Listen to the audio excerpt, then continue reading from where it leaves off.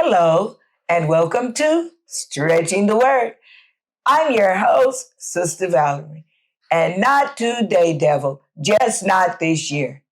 Today, we're going to have a blessed day all day long because we're going to walk in victory today. But today, we're going to talk about something that nobody really likes. We accept it, but we don't really like it. And that is change.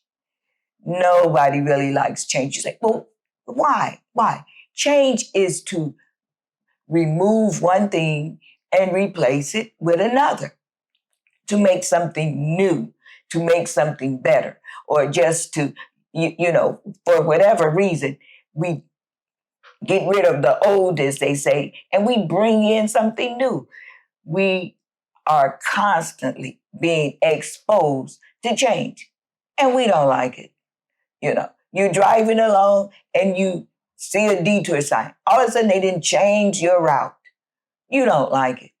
You go to the grocery store where you used to have that personal touch with the cashier. Now they have self-checkout. You don't like it. We do not like change. I was talking to a person the other day. They changed her street sign from street to court. She was unhappy. All the phone companies are being bought up by other companies. So now it's a possibility you might have to change your phone number. You don't like it. So we really don't like change because it inconveniences us most of the time. But then there is a change for extreme better. They always say, well, change is for the better. But there is one change that is guaranteed for the better. So let's talk about that change. Get your Bible. I'll give you a second. Meanwhile, we'll just have a little praise break here and we'll just thank the Lord and magnify his holy name because he's so good to us. He's a marvelous God. He's an awesome God. And we don't just say that as a cliche. We know he's an awesome God because he's done things for you and he's done things for me. All right? You got your Bible handy? So let's go to Romans. Let's see. Let's go to Romans, the 12th chapter. Romans 12, 1 and 2. And it says, I beseech ye, therefore, I'm reading the American Standard Version. I beseech ye, therefore, brethren, by the mercies of God, to present your bodies a living sacrifice, holy, acceptable to God, which is your spiritual service. See, that's a change right there, because we're not used to presenting our bodies as a living sacrifice. We're used to doing whatever we want to do with ourselves. So that's a change, but that's going to be a good change because now you are no longer a detriment to yourself. And then it says, and be not fashioned according to this world, but be ye transformed by the renewing of your mind.